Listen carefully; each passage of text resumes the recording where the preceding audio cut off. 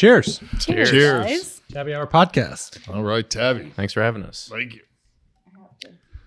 Mike and Sam from Trueline, the most exciting, innovative new music venue coming to Greenville. Highly anticipated. Highly anticipated.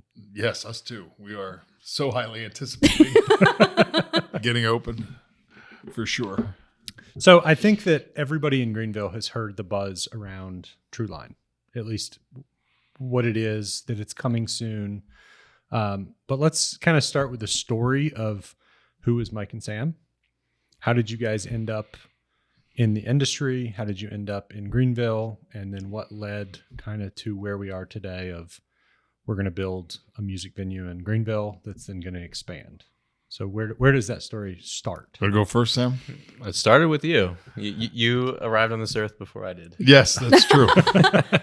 Many, many decades in advance in preparation for your arrival. Thank you. Yeah, so I guess how we ended up in Greenville. And I think a little bit about, I guess, in terms of career-wise. Yeah, right? where that started. Yeah, where it started. So I think, for me, I grew up in a pretty big family on the East Coast, outside of Philadelphia.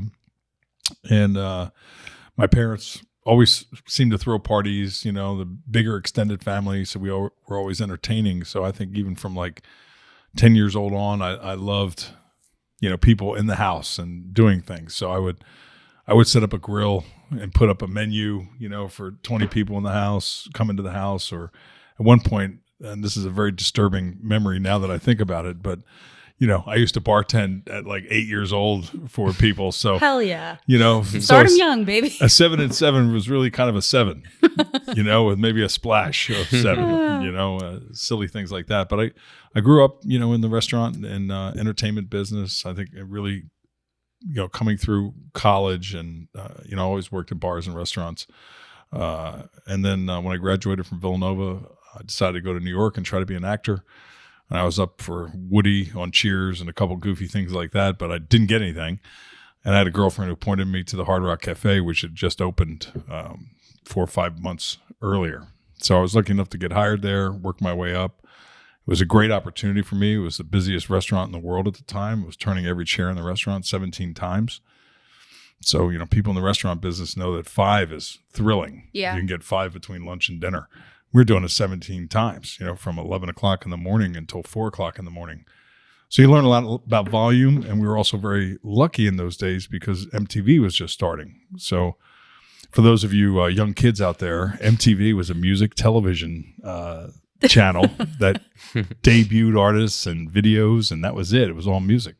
But anyway, so we get to throw parties for MTV. So on any given night, it's Sting, Tina Turner, Bob Dylan, all the Saturday Night Live folks. I mean, it was just it was amazing. There was not a scene like it anywhere in the world. And so I worked my way up into management there, opened the Dallas Hard Rock. Isaac Tigert, who co-founded Hard Rock with Peter Morton, sold his half, and I went to work for a nightclub company, and I was running nightclubs in Dallas and then New Jersey.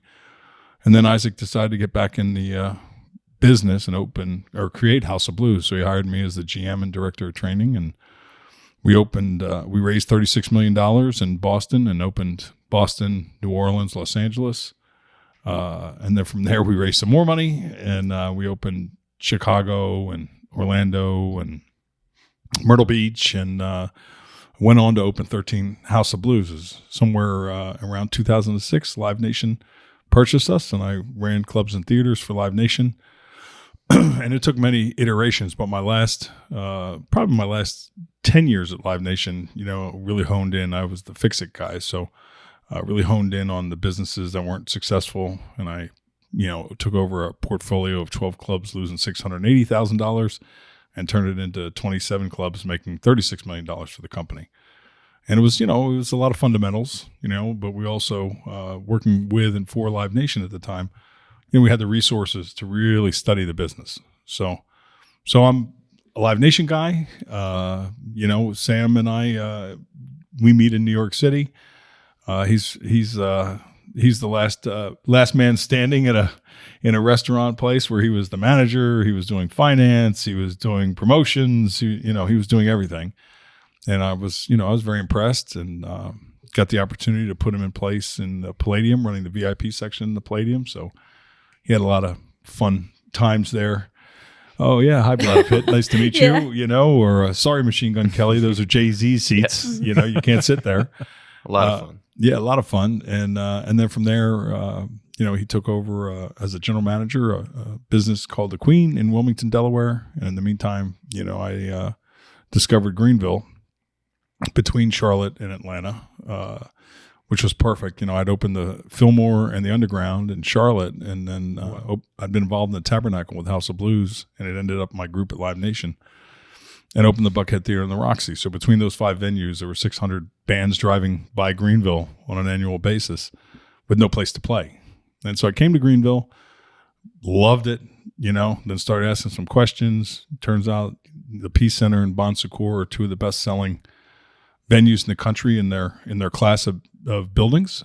And I started asking, is there an entertainment district in town? And people said yes. And I asked if there was any entertainment in the entertainment district, and they said no, other than the baseball park. That's the one technically we're in. the entertainment That's the West End. district? Yep. Yeah. So, yes. The more you know. Yes. Look at that. So anyway, found a great building, best building I've ever had a chance to work with.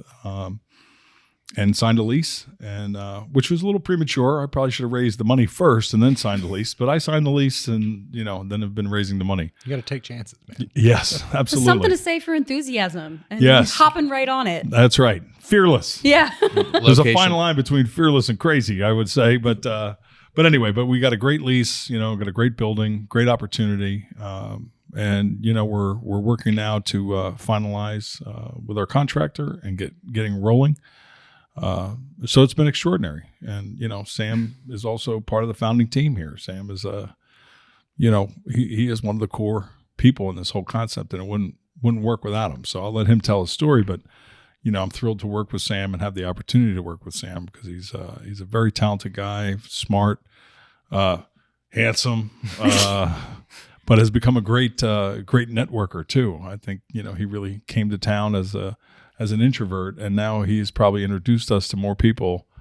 And I thought I was really good at it. And meeting people through Sam that are, just so incredible. So I've even started to meet people through Sam. Yeah, exactly. He's been introducing Right? me to people. Yeah. Yeah, he's really incredible. But so anyway, so we're really excited about Trueline. Trueline's an entertainment concept that we're building. I never want to believe everybody knows us. I think there's always a new fan or many more new fans out there, and hopefully we get a chance to touch some of the Tabbi fans out there. But so we're opening an entertainment complex in the West End, about 35,000 square feet, 1,700 capacity music hall on 2 stories, 1,400 GA on the floor, with amazing sight lines, and then about 300 people in the balcony with about 200 seats. And then behind the balcony is a 400 cap, little smaller room that we're doing to celebrate the history of the Handlebar here in town. So we're calling it the Handlebar. And adjacent to that is a VIP club. And then we have a great outdoor space, which we're calling the clubhouse. So, for a special event, we can do as small as 8 people and make it private, or as many as 2,500 people, which we think fits in a nice niche. And then musically, 1,700 is a great number too, because, of the 5 buildings I mentioned earlier that I work with at Live Nation, they all could put shows, into a 1,700 cap room in Greenville, South Carolina, or the 400 cap small room. So, we're really optimistic. That was 600 bands between those 5 rooms. We built our business on a pro forma of 130 shows, so we feel really good about our ability to get traffic here. And Live Nation's not 100% of the business. Live Nation is about 45% of the industry, so that means there's another 700-800 bands out there that could play our place. So, we're really excited about the opportunity, really excited about the market, excited about the neighborhood. And we're excited to bring more music to town. I think this is a town that loves entertainment, loves music, supports things. So we want to give them a lot of things to support. We want them to be excited about what we're doing. So Greenville needs it. Yeah, our intention is to build a must-play venue in a must-see city. We think Greenville is that special. And I think if we can build a business that represents what Greenville represents, I think we'll be in pretty good shape. Yeah. All right, Sam. Follow that up. Wow. Not easy. Well, I mean, what I'll say is, that, as Mike said, we did cross paths in a beautiful way, and I've learned so much from Mike since the beginning, and continue to learn. I think together we do on this project. It's truly been a from the ground up build, and I'm always constantly learning in my career, and I think Mike can say the same. But before we crossed paths, I mean, I'm rooted in hospitality, so initially started managing and running restaurants in New York, and jumped to LA after that, and that's where I had a stint at the Hollywood Palladium, having a little bit more fun than I should have. But I was wondering what the little chuckle was. I mean, you're in your 20s, right? Like, yeah, by then, yes, yeah, mid 20s. No, just an incredible introduction into this industry. Because before that, I did run big teams. I did learn a lot from just doing and being on the floor, but I understood that quickly that what a venue means. A restaurant is just 1/8 of the operation of a venue. It's a huge chunk of the revenue, still the bars, of course, but I quickly learned that there's a lot more that I should learn. And from LA, I bounced over during COVID to the Queen, as Mike mentioned, in Delaware, a little town outside of Philly. And I mean, that's truly where I learned, and that's truly what built who I am today, is just learning by doing pretty much at the Queen throughout a really tough time for the industry. As everyone knows, I mean, everything shut down, but certain states started reopening. And actually Delaware, even though it's in the north, I know you guys here didn't feel COVID at all, from what I've heard, but Delaware also reopened pretty early. So we had to be nimble, and I had to basically revive a venue that Live Nation previously operated almost on my own. So it was, obviously I learned a lot from doing that, and built a huge team and stabilized things, and I'm bringing a lot of that. Did you guys stay connected during that time? Yes. Mike's been a mentor to me throughout this whole process. Aww. So I've been, I'm a lucky guy, and I learned a lot from how Mike has built his previous empires of the House of Blues and all these legendary brands, and I think we're doing that here with Trueline. It's just the beginning, but this is another incredible brand that has a lot of impact and will be successful, I believe, on a national and an international level. So it's much bigger than just Greenville. We are so excited about Greenville. I cannot imagine starting this anywhere else. Not only the location of our building is could not be better, but as Mike said, the community that's greeted us has been just unbelievable. Both the locals and the transplants that we all know. It seems like most people are transplants here these days. Yeah, there are a lot of transplants here. Yeah, but it's just been such a welcoming community of people, and I think the right people have moved to Greenville to start new lives, new businesses from all over the country and the world. So couldn't be more excited to be a part of this kind of movement. It's not just about us; it's about our neighbors. It's about all the brands and people we align with. And every day we're meeting incredible people. I mean, I'm just floored. And before this, it's true. I really was an introvert, and somehow this place just opened me up. People are friendly. Our project is exciting. Clearly, that's probably what did it. Well, so much so that you started one of the social get-together things that people really look forward to. It sells out. West End Social sells out. It sells out. I know it's free, but I'm one of the founding members of this networking group, event that we hold every 2 months, and it's just a testament to just the community, and everyone is hungry for experiences, is hungry for connection, and that's what we're doing here. We're not just a music venue. We're not just proponents of music. We're proponents of bringing people together. That's what we're doing here through music, through art, conversation, inspiring performances. Yes. Yeah. So it's much larger than just a space, just a stage. Yeah, for sure. I want to jump back to the House of Blues for a second. How old were you when you started working with that team? 30. And so about the same age Sam is, starting here. I mean, so 30 years old, looking back, I mean, House of Blues now, you say that to somebody, it's iconic. Everybody knows the House of Blues. What was it like back then being at the beginning of this big idea and working with that team? What were some of the big things that stand out to you thinking about that time? I think how fast we evolved. We were originally, Isaac Tigerett, as a co-founder of Hard Rock, it was a restaurant guy. Right. He always wanted to get into music, and we used to do music at Hard Rock, but not a lot. And I came from some nightclubs prior to House of Blues, but post Hard Rock. So I was definitely interested and excited by entertainment. But with House of Blues, we were going to be a restaurant company that did live music. And literally the first week that we opened, we did 7 parties, and it was all driven around music. It was for local musicians, and then Dan Aykroyd and the Blues Brothers Band with Joe Walsh and Paul Rogers from Bad Company. The guys that you got to meet. Oh my God, I've been so lucky. Yeah. So lucky. I've been yelled at by so many people. But anyway, just kidding. But so we did like 7 nights of music and big entertainment. And the original Harvard Square only held 280 people in the music hall. So we go through 7 weeks. We're all over the Boston Globe and all of the papers. We have a show on Thanksgiving night, which is our first night open. And then we were just going to be a restaurant. We didn't have any shows planned for Friday and Saturday. And literally Friday night, 300 people came in, walked up the stairs. Hey, where's the show?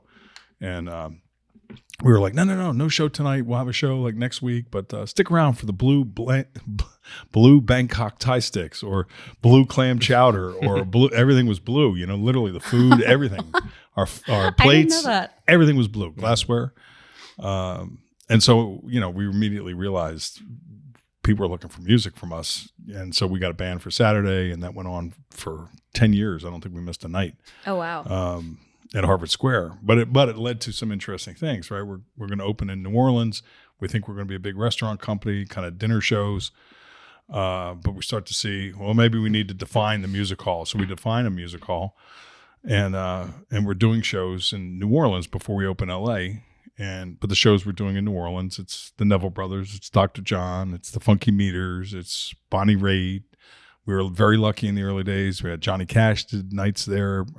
Eric Clapton, when he had done his blues record, came and did 3 nights in New Orleans with us. And but as that was all happening, we got our first call about the B-52s, who were very hot at the time, right around the Love Shack era of them. And so it was a big question. It was $35,000 to bring them in, and most of our bands cost $2,500, $10,000. So $35,000 was like, can we do it? Should we do it? And by the way, we're House of Blues. How do we get B-52s in the House of Blues? And so we had a good moment, a good realization of, Willie Dixon had said about music that blues is the roots and everything else is the fruits. So it was like, oh, okay, there's a bridge to the B-52s. We can get there. And then we did the show, put it on sale, and it sold out in like 10 minutes. So we started to redesign Los Angeles right away, because Los Angeles was even more of a supper club. So I think, and I could go on for an hour about all the sort of quick evolutions and changes of direction, but not really a change of direction, a continued refinement of approach, I would say. Yeah, so that's an amazing experience. I mean, it's itself. What's your favorite music venue, both of you? I know you've been in a lot. Yeah, it's a tough one. I'm proud of a lot of things. Probably Tabernacle is one of the favorites. That was early. We did a temporary House of Blues there for the Olympics in '96. So the Tabernacle, holds a special place. New Orleans, really helped shape the company and also helped shape me. So that's always going to be as personal. Far as listening or seeing a show, like what part of the Tabernacle, like besides its sentimental value to you and what it was in your life, what makes a good music venue to see a show? Intimacy and sightlines are 2 of the most important things. Then I would also say air conditioning, yeah, clean bathrooms, and cold Huge. beer. I think those all, or cold drinks. I think those are all really important. Sound system. I would say those are probably like the 6 biggest. The bread and butter. Yeah. I mean, whether you're your size or my size, you should be able to see the band. Yeah. And so we've designed Trueline to be very fan friendly in that regard. If you're 5 feet tall or 6'6", you ought to be able to see in that room and find a very easy spot, because the floor descends 4 times till you get to the pit, but you stay on grade on the outside. So, if you're smaller but standing on a rail, most of the people in front of you now will be somewhere north of 2 feet below you. So if you're 5 feet tall, they'd have to be 7'4" to, impede you on the rail Yeah. around the pit. So I think, for us, that's really important. And it's not just important for the fans, it's also important for the bands. The other part, if you're an artist on stage and it's a flat GA floor, you can see the first 5-6 rows of people, but beyond that, it's just tops of heads. You want to see faces. Yeah. Yeah. And you really feel the love, I think. And that was one of the coolest things with House of Blues would be standing kind of stage left or stage right, where you could see the artist very clearly, and you could see the fans very clearly. And, just feeling that love sort of cycling back and forth between the artists and the fans, and everybody's excitement and passion and enthusiasm for what they're all taking part in. That's the thing I'm most excited about with Trueline here in Greenville. Feeling that, letting the artist feel that, and let the audience feel that. That's going to be something that's very special, I think, for us. One thing that you guys have done a really good job at is keeping this sort of momentum of marketing for something that doesn't exist yet. How has that journey been? As far as keeping, I kind of resonate with that at Tabby. It's like we have this small piece of this thing built, but you're still marketing and trying to get excitement around it. Around, what the whole picture will be. Mm-hmm. Yeah. I think just the nature of the project, like I said earlier, it's not just one room, one box, one stage. That it truly is an entertainment complex. I think just the nature of it and the amount of stories we can tell about, obviously the leadership team, the history, how we got here, but also the plans for the future and how we're engineering the rooms, like Mike was just saying, for optimal experiences, and just the different amount of revenue centers. That's what'll make our business so successful, is that we have multiple rooms for performances. We also have a members club plan where we will be selling memberships to the club in a few months from now, actually, before we open. So there's a lot of things to sell even before tickets to a show. It's a private event space. It's going to be the premier, I think, corporate event space, wedding venue in the city. There's nothing like it. It's really unique. It's large. We can have multiple events going on at the same time, different parts of the day. We even have an operation apart from the event spaces outside, which we will activate, pretty much from morning to midnight, 6 days a week. So there's just a lot of stories to be told, and we're telling stories about the rest of the community around us. This isn't just about Trueline. We have Mike coined the tagline, "See good, say good."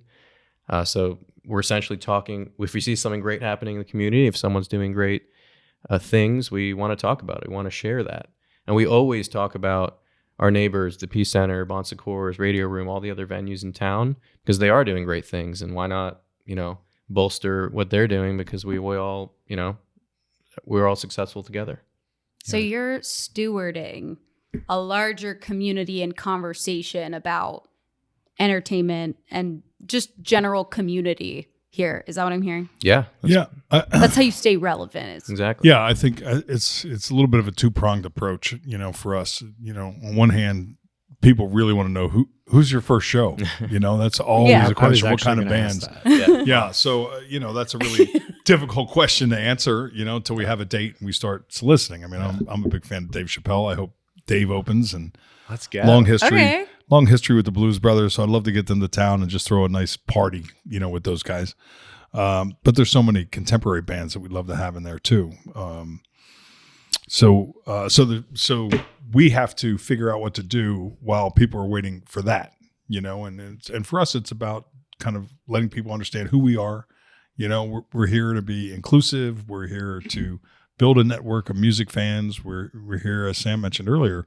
We want to, if we see something great, sometimes people don't know why something's great or what the perspective is. It's like the Peace Center to us is so impressive because at the end of the day, they are a top 15 ticket selling performing arts center in the country, and in the world, they're in the top 20. We ought to have them on. And I don't think most people in Greenville know that. I didn't. Right. They look successful. But at the same, it's, you would not have. It's a small, intimate venue, Mm-hmm. So you don't really think of it as that. If you weren't in the industry, you wouldn't know, and I think that's the kind of thing where I think we can offer a unique spotlight on, things that are very interesting in town, like Tabby, and we can share that with people. And I think, from a social media standpoint, we want to be fun, we want to be interesting, and we want to be informative, so if we can check those boxes and have, and get people to understand that we're bringing a lot to town, just be with us, be patient, but here's who we are, here's what we do. So with that many different buildings that are doing a similar thing, how do you differentiate yourself in a market? I mean, I can see how people are going to go see music if it's the right band at the right place, but how do you differentiate? I mean, the experience, the food, all the things you're building are really unique. So those are differentiators. But what are some of the things? I mean, I guess asking more about the music industry. So what's different within the industry about this size building versus this size building versus this size? I'd say it's all, very complementary. I think that's the first part of it. If you're going to build a music market, you have to have venues, you have to have places for people to play, you have to have the ability for an artist to grow in the market, because if they get to a certain point and you don't have a venue for them, they're not coming. Right.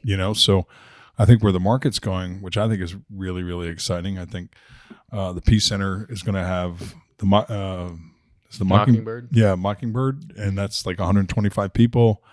Then we kind of jump in around the 350 mark with the Handlebar. Right. Then the Radio Room is about 540, I think. And then the next Peace Center Club will be 1,100 and 50. The Foundry, another 1,100 cap club. Then we're at 1,700.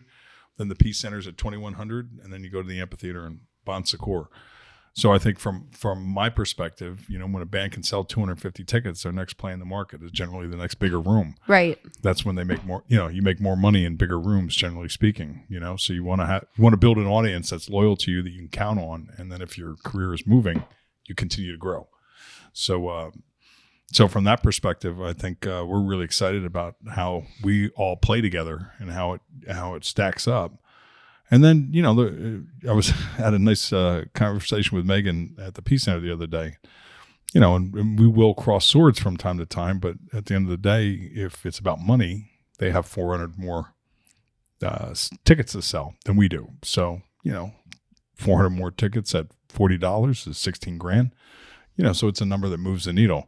On the other hand, if you're worth 1,500 tickets, you're playing our room. Or if you're a GA band, if you're younger, you don't want seats. You want the GA experience for your fans. People want to stand and dance and, feel the energy. So I think we're all pretty comparable and or compatible, I think is a better way to say it. And I think more people talking about Greenville as it relates to looking for shows, everybody wins, Yeah. Well, then an artist gets to build their own relationship with Greenville as they grow. Oh, I started at the Handlebar and then I worked, I came back and I ended up playing at the Peace Center, and that was a really special full circle moment for an artist. Yeah, and a lot of artists actually, we've heard from local Greenvillians that used to go to the Handlebar that loved it so much when John Mayer was coming up. Right. That those artists then left Greenville because they blew up and got too big for a secondary market and then can't come back. There's nowhere for them to play now. I mean, yes, if they're as big enough to play the arena, they can, but a lot of artists then leave the market and never come back. And that's what we're building. We're filling that void for mid-sized artists to play, whether they're coming up in their career or coming down. So as you guys open this, transitioning from project managers to now operations, running the business, which you both have experience in, you decades of experience in, what are some of the biggest lessons that you're going to apply as leadership, as you're leading how many people that work in this organization? I mean, I'm sure you guys have rough numbers for how many people you need to hire and have, but hundreds. Yes. Yeah, we think on a full Saturday, it could be somewhere between 125 and 150 people through the course of the day. So, I think getting people in, getting them trained, but also getting them to think a little bit more like we think. Hospitality, personality is a big deal to us. But it starts at the top, and we are two personable, hospitality-oriented guys, and I think that's what we want to really push into our culture and make sure that everybody understands that. I think we're respectful of people, whether you're on our staff or coming to a show or an event. we welcome you, and we want to be present. So I think building that culture within our people and how that affects service and how that affects how people come into the company in the future, I think are hugely important. I think I'm only answering half the question, though. I forgot the other half. Well, like, how do you manage that many people? How do you get that many cats to go in the same direction? I think it's clear direction. I think it's repetitive conversation about values and expectations from a position to position. I think it's celebrating when people get it right, and it's quietly correcting when people get it wrong. Discreetly correcting. Sounds fundamental, but so many people have a hard time with that. So. And we have creative ways of incentivizing people that typically wouldn't be in, a sales or commission position. With us, we do want to incentivize everyone on the team to do a good job and to provide good hospitality, from, the bar back to the security guard. Everyone across the team should have a sense of ownership. I mean, I think it's super important. Yeah. And I think, we on the flip side of this, we're heart leaders, but also I think we've learned over time that, you can't just say do better. You have to have some sort of explanation and ability to track it, So, I got a great lesson from Michael Rapino at Live Nation, who told me at one point, he said, if you can't count it, it doesn't matter. That was like really thought provoking to me, because then it's how many things can we count? What else can we count? Whether it's customer service scores or how long it takes for somebody to walk, from the front door into the music hall through scanners and getting your ticket scanned, and people saying hi, hopefully, and thanks for coming, and you're going to love camp. These guys are great, or whoever it may be. I think those are all things that we have to coach, and then we also have to make sure our managers are leading the way. Because I think the other thing that just frustrates me, in this era, is there are a lot of lifeguard chair managers. They sort of sit and they point, but they don't really participate unless something's on fire or somebody's being chased by a shark. It's like they're just sitting there. They're not enhancing the experience. And I think good leadership enhances and affects the experience in a positive way. What's something you've struggled with as a leader? A lesson as a leader that took a little bit longer for you? I think for myself, I struggled with probably jumping in too much, being not lifeguard enough. Well, yeah, you're a bit of a jack of all trades, like he said. Yes, especially in an operational role as a GM, I've in the past have jumped in too much and have not let and entrusted my staff to do what they should be doing, and therefore didn't let them learn by doing. So I think going forward, it's super important for me to be able to delegate more. I think everyone can always delegate more in whatever they do and benefit from that. And I'd say that's what I learned the most. Yeah. What's that? If you're stressed. If you're overwhelmed, you're not delegating enough. Yeah. Yeah. There you go. We just said that the other day. It's true. Yeah, I'm still with. I'm there. Yeah, I'm right there with you. We are. We don't have the people to delegate to. Yeah. If you care so much, if you have a strong sense of ownership, yeah, you do need to strike that balance of you do need to let go sometimes. Yeah, for sure. What about you? You've got a lot. Well, I think at this point in my career, there's a lot of things that Sam, you take care of that. Sam, and for two reasons. One, I'm totally not interested in doing it. Two, I'm not really going to have to live with the end result. I want to understand, but as it relates to like our booking software for live entertainment, I will not be in that calendar. So, so I look to Sam, to set it up the way he thinks it works best and how he wants to build that side of the industry or that side of our business. I want Sam to own it because I think he's the one who's going to be training people and coaching them up and helping us, establish the software side of our people. Well, that's nice that you have someone that you can trust. Yes, I'm so lucky. I'm curious, what would you say, one word to describe the other person? You guys work together a lot. One word. One word. That's tough. I know it's hard to encapsulate. I would say genuine. Aww. Oh, that's nice. Oh, dear. Yeah, a little choked up right now. Awesome. for Sam. Handsome. You said that twice. You know, now. good people. He's so proud of Must you. be handsome. Then. Yeah. You said it twice. Exactly. Can we get this guy a mirror? Do either of you guys play music? Either musicians? No, That's listen the to fun. a lot. That's the funny part. Yeah, not currently. No, that's not- I've had a stint at playing guitar, drums, a few different things here and there, but nothing. Well, piano as a 4-year-old. So I have an appreciation. What but- would be some music that you listen to that people would go, I'm surprised he listens to that? I've been enjoying Glorilla lately. after the Grammys, I kind of heard a few of her songs, but then just loved it at the Grammys, and so that led me down the rabbit hole of pulling up some more of her music and really enjoying it. Oh my God, I That's cannot funny. wait to listen to Glorilla with you after this. I really. For me, it would be Afrobeats, if anyone knows that genre. Uh-huh. Yeah. Out of Nigeria, Africa. It's kind of like reggae meets hip hop, R&B. Yeah, They use I real love it. instruments. Oh yeah, There's a lack of real instruments in music it's true. today, It's true. or less than there used to be. Mhm. Not as many. Are there still as many like pop rock garage bands that are popping up, or is it? I think technology has changed a lot of how music's created, right? Because you used to have to go into a studio. Now you can create your own studio. Now you Yeah. can do things with just your phone, Yeah. Yeah. get them out there. So I think that part's really different. I think you're seeing a lot of creative, funny people, creating little shorts and posting things and building fans, I think same thing with music. But I don't think it's as many instrumental artists perhaps as it used to be because of technology. Yeah. Thinking about your focus today is get this venue open and get that going. Yes. Right. But there's obviously a much longer roadmap with a vision. What are some aspects of the business that you guys don't really talk about a lot that you're really excited about in the future? Venue number 2, 3, 4, the roadmap kind of for how you think about the growth of this. Because it's, from what I've seen, it's going to be an amazing complex.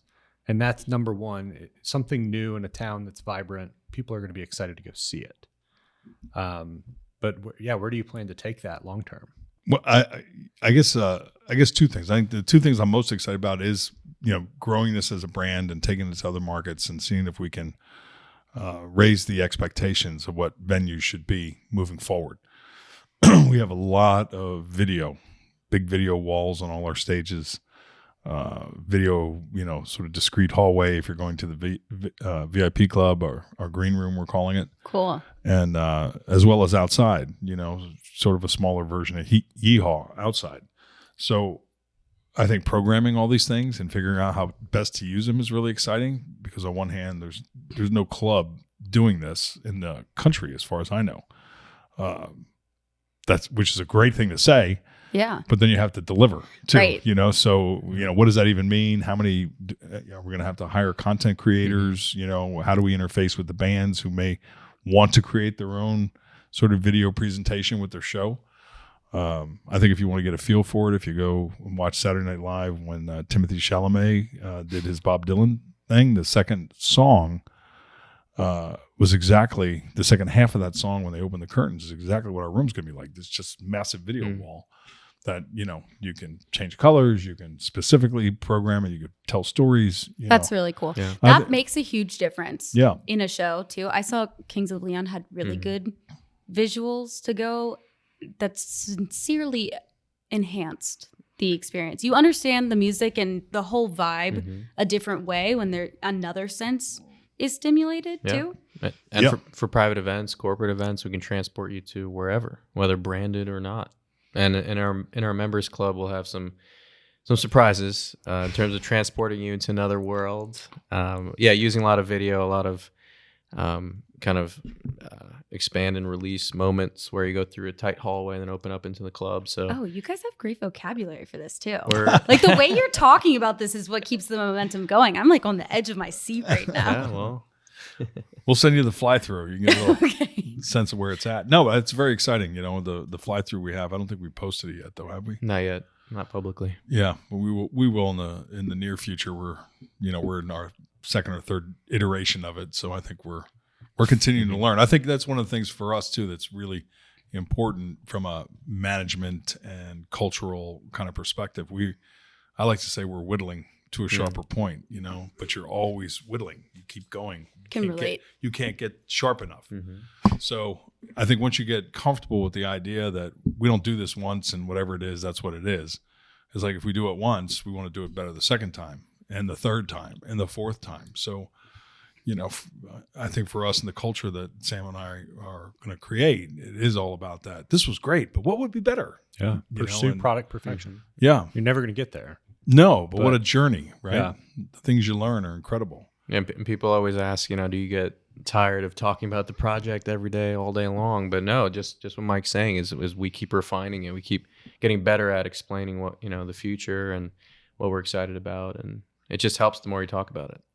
I had somebody ask me that the other day, and my answer was no, but I think my wife's probably tired of hearing about it because it's just a constant. Yeah, that's hard. If I'm standing with Sam or somebody else that has been along for the ride for forever or the long time, I feel terrible sometimes just repeating the same stories over and over again. I was like, oh, poor Sam's heard this 100 times. Yeah, he has great analogies though. I do have a good analogy. You should rattle them off.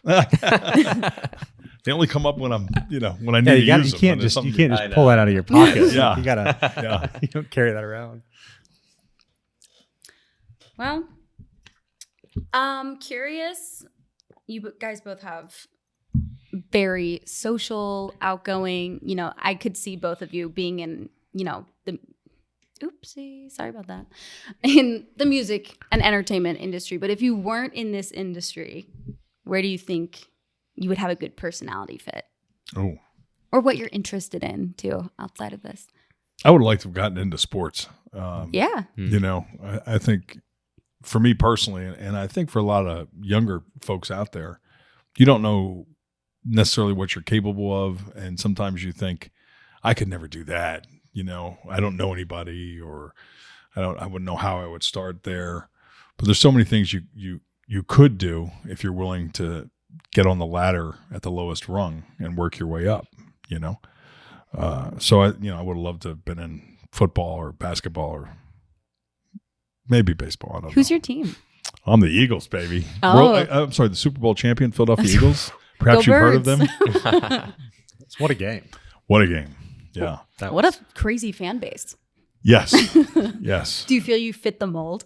Yes, I'm sort of on the fringe. I think the slogan of "nobody likes us and we don't care," I admire it, but I care a little bit. 4 or 5 beers, it starts to dwindle. Yes, yeah, exactly. How about you, Sam? For me, my interests lie heavily in food and travel. So something in those industries, not quite I've done the whole restaurant thing, so not the typical food industry gig, but something in the travel industry, because I love just expanding my horizons, expanding other people's horizons, learning about other cultures. And I bring that into my life every day. And I hope into this project, just showing people what I've experienced in my travels nationally, internationally. That's actually kind of a dream of mine, was like, how Somebody Feed Phil? Yes. He does. He's great. He's so great. Something similar to that, but at the time, I was younger 20s. Everywhere I was going, I had a little bit of main character syndrome. Maybe I was like, when's my Carrie from Sex and the City moment? I wanted to go to the sexiest bars or like what clubs were on TV. I graduated right before COVID. So I was in this like queue, and I was in Maryland. So I did feel COVID, so I was waiting for this awesome adulthood going out. And then pairing that with travel, which was probably exacerbated by the fact that nobody could go anywhere. Yep. And some kind of show about, the sexiest places when you travel, when you're, young and looking to meet people and you want that vivacious energy. What are the top 3 places somewhere? And then what is their culture surrounding that? and the different things that different places bring Yeah. into it. So That's exactly it. Yeah, my idol was Anthony Bourdain. okay. So actually, what I would maybe in a parallel life do is something like a food critic or a reviewer, similar along those lines. I love just experiencing great meals and traveling. So Yeah, I wanted to be a connoisseur of like sexy experiences. Have you guys ever seen Tabitha Takes Over? She was on, it was a Bravo show where she would go into like salons and be like, you're doing this wrong, inefficient, and she would go and take a terribly failing salon and, make it beautiful and train the staff and get people to really take pride in their job. So she was really mean though. So something I love unique experiences too, and that's why I was very much drawn to Trueline, because the attention to detail, you guys, from the Sightline stuff, all these little pieces that I heard about it where I was like, they are trying to create something extraordinary, an experience that you were like, that was one of the best shows I have ever been to because of all these little things that you put together. I'm very interested in what those little things are because, in a huge project really is a lot of little, it's a lot of big things, but then the little things sprinkled in there, what creates a big resonance for. What's the destination? There's a lot of bands that you'll go to Charlotte to see because you want to go see that band. I think that there'll be a little bit of, well, hey, we're going to Greenville this weekend. Let's see who's playing at Trueline and try to go there. Trueline could be the destination. the gold slipper stop on the tour. Love it. Yeah, that's what we want it to be, the Gold Slipper Stop. And we do think that music tourism is a big deal in most markets. And I think as we come online, Peace Center continues to come online, Foundry does what it does, Radio Room does what it does, the amphitheater, Bon Secours. I think there's going to be more and more people coming to town, which is great because just in our neighborhood, there's 4 hotel projects over $1 billion worth of development just within a block radius of us. So we're going to need to put some heads in beds, and we think that we can be one of the attractions, one of the regional attractions. Yeah. Well, thank you guys for coming today. In closing, when do we think it opens? Beginning of 2026. 2026. That's Yeah. fair. That's Cool. fair. I'm excited. Yeah. I'm going to be at the first show if I can. Of course. You're try to invited. figure it You're out. invited. Yeah. Yeah. All right. Thanks, guys. Thanks All so right, much. Cheers.